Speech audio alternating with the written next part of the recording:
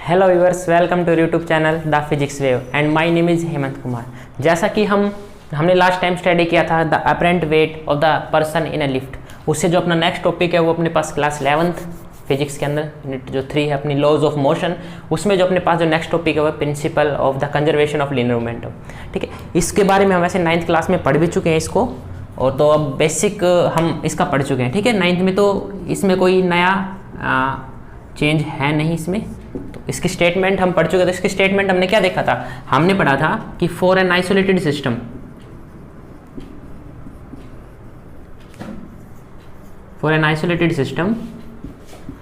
The total linear momentum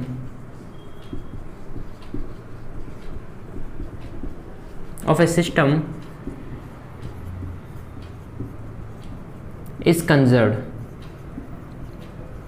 means constant। ठीक है, ये बोल रहे हैं कि एक अपने पास अगर आइसोलेटेड सिस्टम है तो उसके अंदर, उस सिस्टम के अंदर जो टोटल लीनियर मोमेंटम है वो कंजर्व रहेगा। टोटल लीनियर मोमेंटम किसका? सिस्टम का। हाँ, जो सिस्टम के अंदर जो बॉडीज है उन सबका जो लीनियर मोमेंटम है वो अपने पास क्या रहेगा? कंजर्व रहेगा। ये ऐसा कौन बोल रहा है अपने पास? ये अपने पास principle of conservation of linear momentum बोलते हैं। अच्छा, इसमें एक वर्ड आता है आइसोलेटेड सिस्टम। ये होता क्या आइसोलेटेड सिस्टम? आइसोलेटेड सिस्टम हम एक ऐसे सिस्टम को बोलते हैं जिसके अंदर एक्सटर्नल फोर्स का कोई इफेक्ट नहीं हो, means the influence of the external force zero. यहाँ पे कोई भी एक्सटर्नल फोर्स का कोई भी जिक्र नहीं है, वो कोई इसको डिस्टर्ब, सिस्टम को डिस्टर्ब नहीं करेगा। ठीक है, इसका अच्छा सा एग्जाम्पल जो हम देखें तो बेसिक, जैसे हमने एक सिस्टम लिया, सिस्टम नंबर ए। ठीक है, हमने इसमें क्या देखा कि सपोज करो अपने पास इसके अंदर एक कार है, ट्रक है ये। ठीक है, और यहाँ पे ये v वेलोसिटी से मूव कर रहे हैं, राइट। और इसका मास जो है वो अपने पास क्या है? m1, और इसकी वेलोसिटी कितनी है? v1 है। सिमिलरली एक कार जा रही है अपने पास, ठीक है,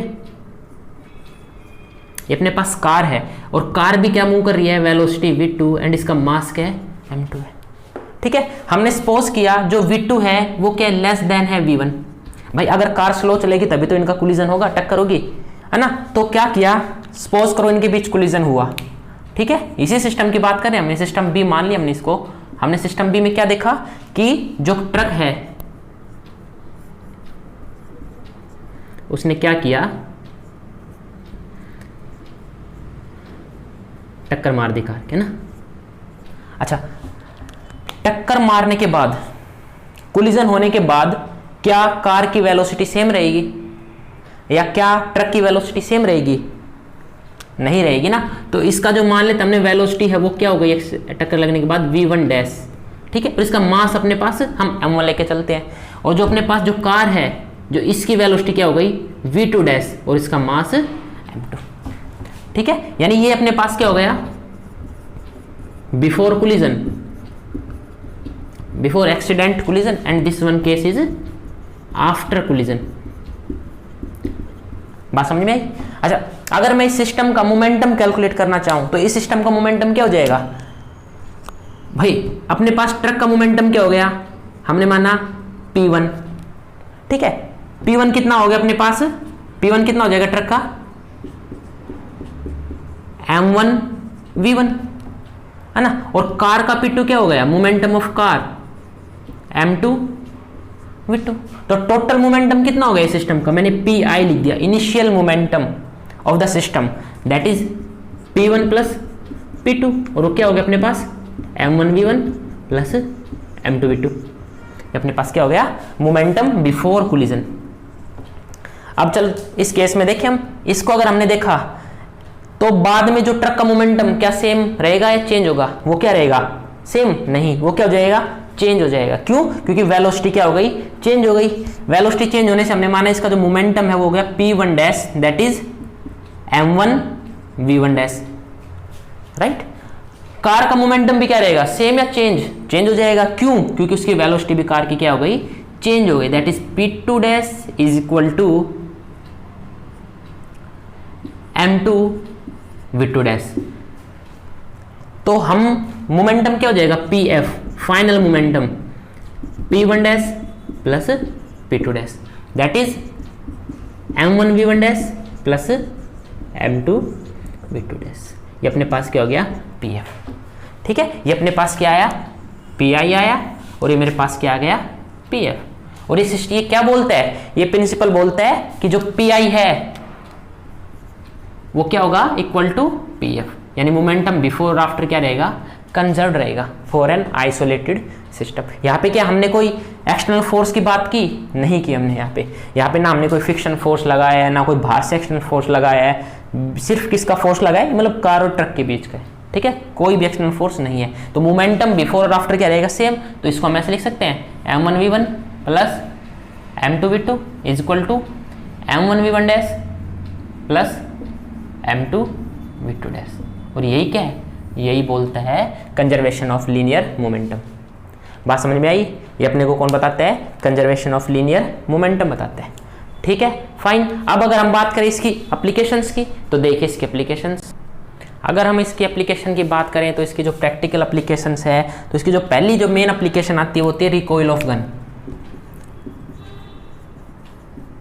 रिकॉइल ऑफ ए गन, देखिए रिकॉइल ऑफ ए गन क्या बोलते हैं।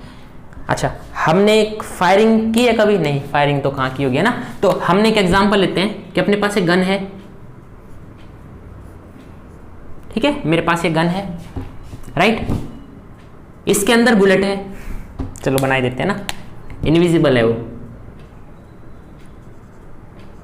ठीक है, ये अपने पास ये बुलेट हो गई इसकी। अब देखिए ये बोलता है कि हमने अपने मूवीज में देखा होगा कि जो फायरिंग जब हम गन को फायर करते हैं तो अपने पास एक हमें जर्क झटका लगता है पीछे की तरफ है ना, दैट इज वो क्या कहलाता है, उसको क्या बोलते हैं रिकॉइल ऑफ गन। मतलब कि जब हमने गन को फायर किया तो जो बुलेट है वो इस साइड जाएगी राइट, बुलेट किस साइड जाएगी इस तरफ बढ़ेगी, तो क्या होगा गन क्या जाएगी पीछे की तरफ जाएगी एकदम। क्यों, किसको कौन बोलते हैं इसको, न्यूटन का थर्ड लॉ ने भी बताया था। क्या बोला था न्यूटन के थर्ड लॉ ने, action there is a equal and opposite reaction. मतलब कि अगर गन ने बुलेट के ऊपर एक्शन किया तो बुलेट भी क्या करेगी एक रिवर्स डायरेक्शन में इसके ऊपर क्या लगाएगी फोर्स लगाएगी गन के ऊपर, और जिसकी वजह से गन क्या होगी पीछे की साइड जाएगी। और उसी को हम क्या बोलते हैं रिकॉइल ऑफ ए गन, यानी रिकॉइल वेलोसिटी। ठीक है, इसको रिकॉइल ऑफ गन का मतलब हो गया कि हमें वेलोसिटी निकालनी कि किस वेलोसिटी से क्या है कि गन अपने पास जाएगी। हमने सिमिलरली जैसे हमने प्रूफ किया था इनिशियल और फाइनल को क्या है हमने सेम रखा था, सेम बिल्कुल इसके जितने भी न्यूमेरिकल्स हमें सोल्व करने होंगे उस न्यूमेरिकल में हमें यही करना है, इनिशियल कंडीशन को फाइनल कंडीशन के क्या कर देना है इक्वल कर देना है। मैंने ये इनिशियल कंडीशन मानी, ठीक है, और फाइनल कंडीशन क्या बोल देंगे हम इसको, मैंने फायर कर दूंगा फाइनल कंडीशन। ठीक है, डायग्राम में फायर कर देंगे ना, रियल टाइम तो हम कर नहीं सकते भाई, क्यों, या कर दोगे,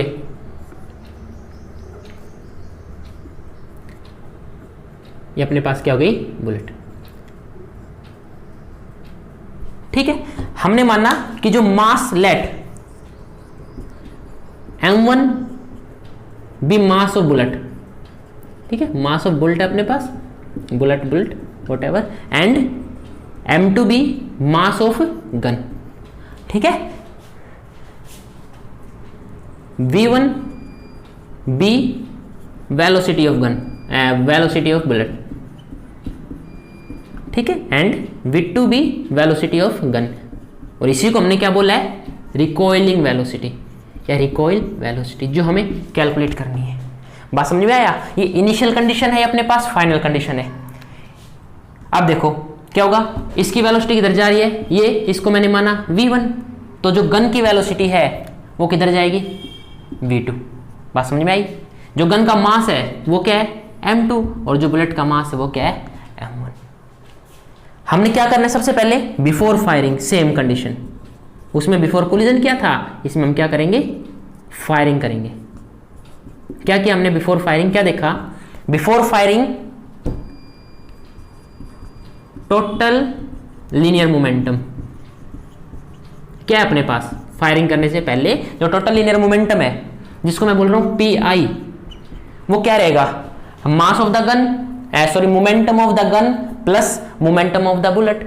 अब मोमेंटम ऑफ द गन क्या हो जाएगा PI, P1 क्या हो जाएगा बुलेट का, बुलेट इस पे रेस्ट पे है, रेस्ट पे तो मोमेंट वेलोसिटी क्या हो जाएगी बुलेट की 0, जिसकी वजह से मोमेंटम भी क्या हो जाएगा बुलेट का 0। बात समझ में आई।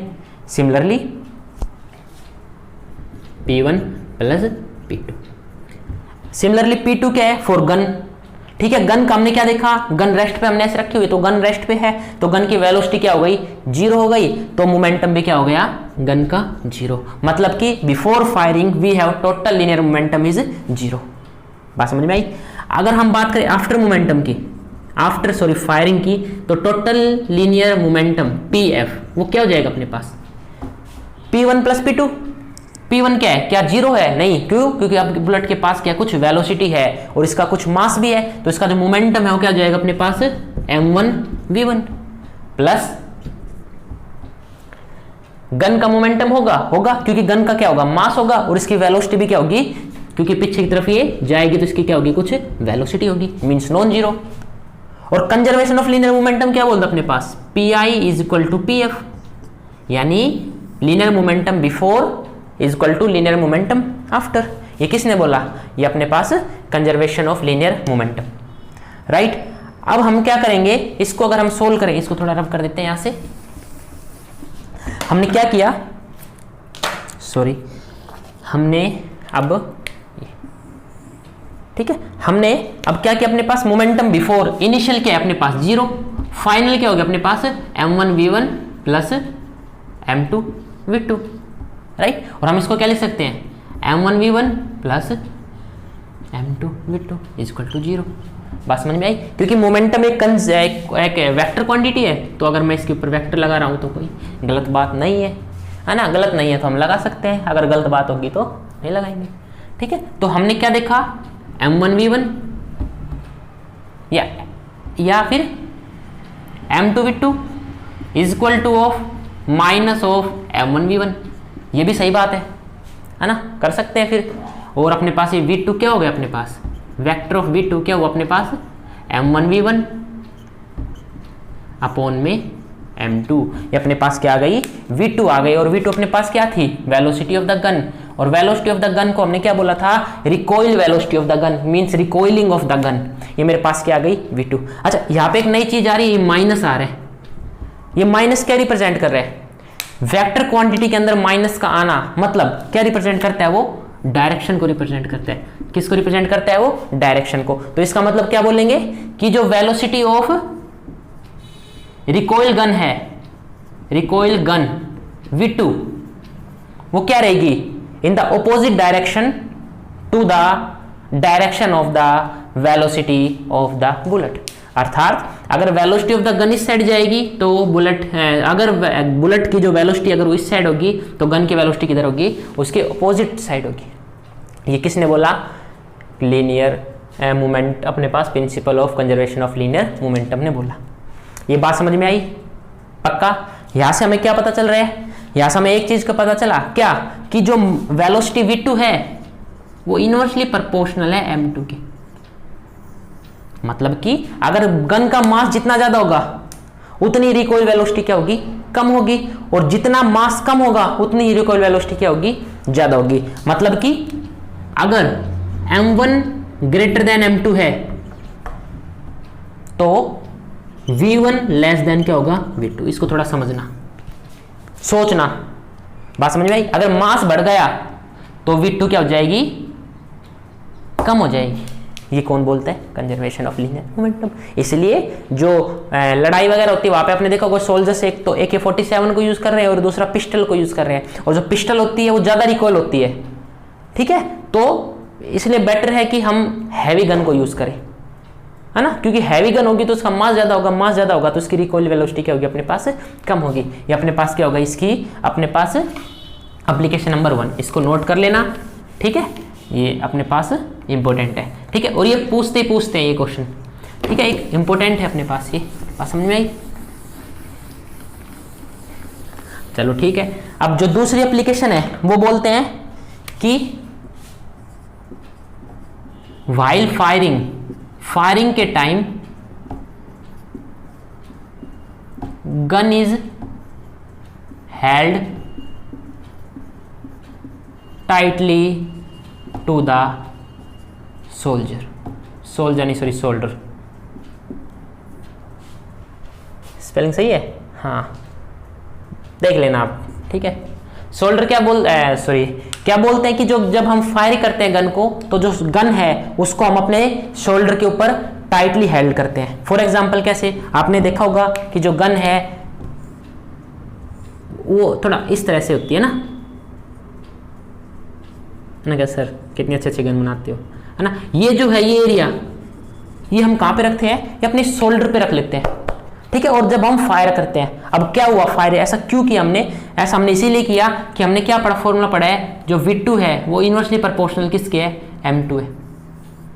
इसका मास M2 ज्यादा तो होता है, लेकिन फिर भी क्या करती है, रिकॉइल करती है। जब हमने इसको अपने शोल्डर पे रखा, जब हमने इसको अपने शोल्डर पे रखा, तो जो मास है M2, जो गन का मास है, प्लस क्या हो गया, मास ऑफ आवर बॉडी। जहां पे जो गन का मास मान लेते हैं 4 kg होगा, है ना, 5 kg होगा, मैक्सिमम बता रहा हूं, ये इतना होता नहीं है वैसे, 4 kg 5 kg होगा, प्लस में हमारी बॉडी का मास हो गया 60 kg 70 kg 80 kg।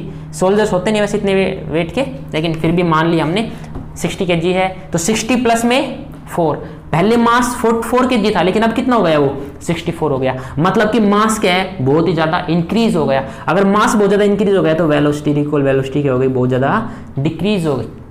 अगर डिक्रीज हो गई तो अच्छी बात है, तो कि पीछे जो है वो गन झटका नहीं लगेगा, मींस हमारी जो सोल्जर है, अपने जो शोल्डर्स है वो इंजर्ड नहीं होगी। वरना होता है कि जब फायर करते थे तो रिकॉइल होने की वजह से क्या है कि जो अपने सोल्जर्स होते थे उनके यहाँ पे शोल्डर पे इंजरी हो जाती थी, लग जाती थी गन, है ना, रिकॉल होके। तो उसका क्या सोल्यूशन निकाला गया, इसका ये सोल्यूशन निकाला गया कि हम जो गन है उसको बिल्कुल ही अपने शोल्डर्स पे टाइटली हेल्ड कर लेंगे, रख लेंगे, ठीक है, जिसकी वजह से मास बढ़ जाएगा और रिकॉइल वेलोसिटी हो जाएगी बहुत ज़्यादा कम हो जाएगी। बात समझ में आ गई, ये अपने पास हो गई एप्लीकेशन नंबर 2, ठीक है। इसके बाद अगर एप्लीकेशन नंबर 3 पे चलते हम, तो वो क्या बोलती है, फ्लाइट ऑफ रॉकेट, है ना।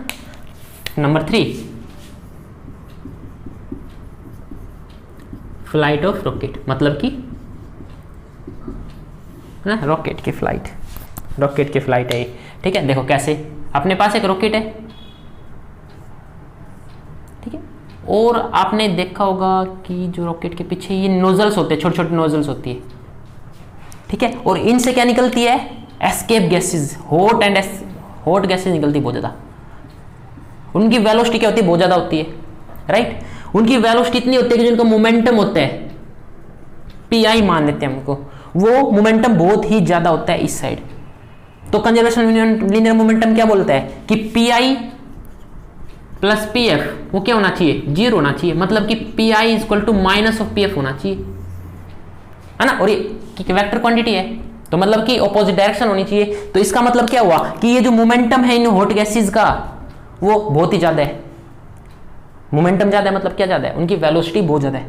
अगर वेलोसिटी बहुत ज्यादा है तो उनका मोमेंटम बहुत ज्यादा है, मोमेंटम बहुत ज्यादा हो गया तो कंजर्वेशन ऑफ लीनियर मोमेंटम के हिसाब से मोमेंटम ऑफ द रॉकेट भी बहुत ही ज्यादा होना चाहिए, राइट। और वो किस डायरेक्शन में होना चाहिए, ऑपोजिट डायरेक्शन में होना चाहिए, जिसकी वजह से जो रॉकेट है वो क्या करता है, अपवर्ड डायरेक्शन में ट्रेवल करता है, फ्लाइट होती है उसकी, ठीक है। तो अपने पास ये क्या हो गए, ये अपने पास इसके principal of conservation of linear momentum. हमने सेकंड जो लॉ की एप्लीकेशंस पढ़ी थी, न्यूटन के सेकंड लॉ की एप्लीकेशंस थी ना, जो उसके एग्जांपल्स थे, वो भी हम क्या यूज कर सकते हैं, principal of conservation of linear momentum के एप्लीकेशन में यूज कर सकते हैं। उसमें भी हमने यही पढ़ा था, बस हम वहाँ पे क्या कॉन्सेप्ट लेके आते थे कि टाइम का कॉन्सेप्ट ले रहे थे कि अगर टाइम बढ़ेगा तो rate of change of linear momentum क्या हो जाएगा, टाइम बढ़ने से वो डिक्रीज हो जाएगा। जब वो डिक्रीज होगा तो फोर्स भी क्या हो जाएगा, डिक्रीज हो जाएगा। लेकिन यहाँ पे हम किसको कर रहे हैं, conservation of linear momentum, both are same things, ठीक है।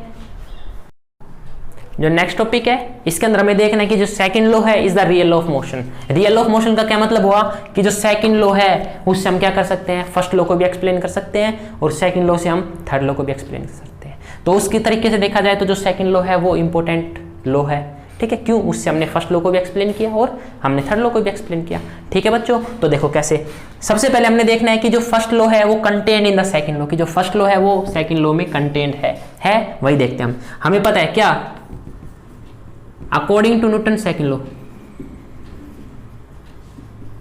क्या बोलता है न्यूटन का second law, F is equals to ma, सबको पता है। If F is equal to 0, यहाँ पे जो F है ये अपने पास एक्सटर्नल फोर्स है। अगर F अपने पास 0 है तो इसका क्या मतलब हुआ, इसका ये मतलब हुआ कि जो M में है वो भी 0 है। बात समझ में आ रही है? M में 0 कब हो सकता है, क्या तो M 0 हो या एक्सेलरेशन 0 हो या दोनों 0। भाई 0 multiply by something 0, something multiply by 0 0 और 0 मल्टीप्लाई बाय 0 0, ये केस हो सकते हैं। बट जो मास है वो कैन नेवर भी 0, मास कभी 0 होता नहीं। तो इसका क्या मतलब हुआ कि एक्सेलरेशन क्या हुआ अपने पास 0 हुआ। मतलब कि अगर फोर्स एक्सटर्नल फोर्स 0 है, एक्सटर्नल फोर्स में बार बार बोल रहा हूँ एक्सटर्नल फोर्स है, अगर एक्सटर्नल फोर्स 0 है तो उस बॉडी का जो एक्सेलरेशन है वो क्या है 0। और एक्सेलरेशन 0 होने का मतलब क्या हुआ कि आप समझ सकते हो एक्सेलरेशन 0, एक्सेलरेशन 0 कब होता है अपने पास, एक्सेलरेशन 0 होने के दो केसेस होते हैं। क्या, इफ वेलोसिटी क्या हो 0, वेलोसिटी 0 मत means object at rest, object किस पे हो, रेस्ट पे हो, तो वेलोसिटी 0, वेलोसिटी 0 तो एक्सेलरेशन भी 0। दूसरा कंडीशन क्या है कि इफ यूनिफॉर्म वेलोसिटी से ऑब्जेक्ट मूव करे, ठीक है, ऑब्जेक्ट के पास क्या हो, यूनिफॉर्म वेलोसिटी हो। यूनिफॉर्म वेलोसिटी का क्या मतलब हुआ कि वेलोसिटी क्या है, कांस्टेंट है। वेलोसिटी कांस्टेंट है तो एक्सेलरेशन भी क्या होगा 0 का। अब समझो इस बात को, देखो एक बार क्या बोलता है फर्स्ट लॉ, क्या बोलता है कि एक बॉडी अगर रेस्ट पे है तो रेस्ट पे ही रहेगी। अगर बॉडी को यूनिफॉर्म मोशन में है तो वो यूनिफॉर्म मोशन में ही रहेगी, मींस एक्सेलरेशन 0। कब तक, जब तक उसके ऊपर कोई एक्सटर्नल फोर्स हम ना लगाए। आई रिपीट, अगर एक्सटर्नल फोर्स ऑब्जेक्ट के अंदर 0 है तो वो एक्सेलरेट नहीं करेगी। अगर हमने बाहर से कोई ऑब्जेक्ट के ऊपर एक्सटर्नल फोर्स नहीं लगाया, पेन है इसके ऊपर मैं एक्सटर्नल फोर्स नहीं लगा रहा, तो रेस्ट में, तो किस में रहेगा, ये रेस्ट में ही रहेगा, मींस इसका एक्सेलरेशन क्या रहेगा 0। और अगर यूनिफॉर्म मोशन से चल रहा है तो यूनिफॉर्म मोशन से ही चलता रहेगा, मतलब एक्सेलरेशन क्या रहेगा इसका फिर भी 0। बात समझ में आई, यानी एक्सटर्नल फोर्स हम नहीं लगाएंगे। तो इसका क्या मतलब हुआ, किसको एक्सप्लेन करता है, न्यूटन के सेकंड लॉ को। बात समझ में आई, हमने F इक्वल टू में करके क्या किया, न्यूटन के फर्स्ट लॉ को हमने क्या कर दिया, एक्सप्लेन कर दिया। ठीक है, अगर हम बात करें, ये अपने पास हो गया, बस यही है, ये एक्सप्लेन देना आपको। ठीक है, अगर हम बात करें सेकंड लॉ, क्या सॉरी थर्ड लॉ, क्या थर्ड लॉ भी कंटेंट है, अब देखते हैं कि अपने पास क्या third law is content in the second law. अच्छा, थर्ड लॉ कंटेंट है, इसके लिए हमें क्या देखते हैं, इसमें फिर से एक्सीडेंट कराना पड़ेगा हमें। ठीक है, बार बार एक्सीडेंट अच्छा नहीं होता ना, तो फिर क्या करेगा, फिजिक्स चलेगी नहीं फिर बिना एक्सीडेंट, तो है ना, सब कुछ एक्सीडेंट है फिजिक्स में। देखो क्या बोलता है ये अपने पास third law is content in the second law. हमने माना कि अपने पास, चलो अब की कार्टर को एक्सीडेंट नहीं कराएंगे, ठीक है, हमारे पास दो बॉल ले लेते हैं, बॉल अपने पास ए है और अपने पास ये बॉल बी है। ठीक है, इनका कोलिजन हुआ तो ए ने क्या बी के ऊपर फोर्स लगाया, कौन सा फोर्स लगाया, F ऑफ बी ए। ठीक है, क्या बी ने ए के ऊपर फोर्स लगाया, that is F of A B. Sorry, बात समझ में आया, मतलब कि F ए बी क्या है, हमने आपको बताया था force on body A due to B, and F B A force on body B due to body A. आप देख लो, आप क्या आगे है ना। अच्छा जी, उसके बाद न्यूटन का सेकंड लॉ क्या बोलते हैं, देखो सेकंड लॉ को लेके चल रहे हैं हम, उसमें भी हमने सेकंड लॉ से फर्स्ट लॉ डिनोट किया था और इसमें हम सेकंड लॉ से थर्ड लॉ को करेंगे। न्यूटन का सेकंड लॉ क्या बोलते हैं, हाँ हर बार F इक्वल टू में थोड़ा ना होगा, F equal to dp by dt, that is change in momentum upon time. तो यहां से जो dp आया, चेंज इन मोमेंटम, dp क्या अपने पास, चेंज इन मोमेंटम, क्या फॉर्मूला होगा चेंज इन मोमेंटम का, फोर्स मल्टीप्लाई बाय dt, है ना। बात समझ में आया, इसको हम ऐसे लिख सकते हैं, स्मॉल चेंज है। ठीक है, सॉरी ठंडी लग गई। ठीक है, तो F इंटू डेल्टा टी। अगर हम निकालते हैं F A B, force on A due to B multiply by delta T, ये क्या हो गया, चेंज इन मोमेंटम किसमें, ए में या बी में। अच्छा बताओ, फोर्स ए के ऊपर लगा है तो मोमेंटम भी चेंज किसका होगा, ए का या बी का, ए का ही होगा, तो चेंज इन मोमेंटम ए है ना। और ये किसके बराबर आएगा, अगर माना कि जो बॉल है वो पहले उनका जो मोमेंटम था वो P1 था, ए बॉल का मोमेंटम अपने पास क्या है पी ए, और बी बॉल का मोमेंटम क्या है पी बी, और कोलिजन हुआ, और कोलिजन होने के बाद क्या हुआ, उनका मोमेंटम अलग अलग होगा। मान लो टक्कर हुई, टक्कर होके फिर चल पड़ी वो, तो जो इसका मोमेंटम है पी ए डैश हो जाएगा और इसका मोमेंटम क्या हो जाएगा पी बी डैश। तो change in momentum a body में कितना चेंज हुआ, पहले क्या था पी ए था और बाद में क्या हो गया पी ए डैश, तो P A dash minus of P A. बात समझ में आई। सिमिलरली अगर मैं लिखूं F of B A multiply by delta T, that is change in momentum, किस में चेंज होगा, मोमेंटम ऑफ बॉडी बी, यानी फोर्स लगा है बी के ऊपर, अगर बी के ऊपर फोर्स लग रहा है तो चेंज ऑफ मोमेंटम भी किसका होगा बी का, और बी का बाद में कितना हो गया पी बी डैश, और पहले कितना था पी बी। बात समझ में आई, पक्का। Change in momentum of A and change in momentum of B, तो टोटल चेंज इन मोमेंटम क्या होगा इनका, न्यूटन का जो सेकंड, अगर if external force zero, external force कितने हैं अपने पास जीरो है, तो total linear momentum is zero. अगर फोर्स जीरो है तो लीनियर मोमेंटम भी क्या होगा जीरो होगा। बात समझ में आई। देखो कैसे हम यहां पे कर देते हैं, ठीक है, इनको रब करके यहां पे इसको थोड़ा पर देख लेते हैं। देखो यहां से क्या पता चला अपने को कि जो change in momentum in body A is equal to change in momentum in body B, बस ये करना अपने को बना। तो क्या लिखा हमने, चेंज इन मोमेंटम